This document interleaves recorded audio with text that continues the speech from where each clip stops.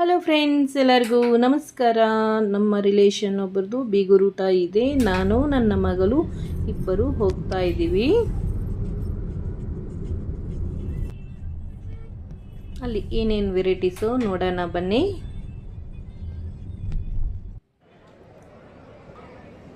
Rim ಜಿಮ್ ಜೀರಾ ಪಾಯಸ, lemon mixed salad, chicken lollipop, chicken chilli, mutton sambar, idli, egg, ಬೋಟಿ ಮಸಾಲ,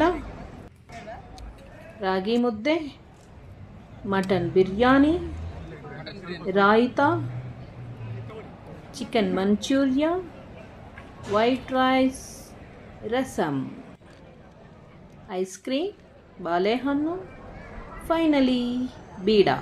ಸೂಪರ್ ಆಗಿತ್ತು ಬೀಗರೂಟ.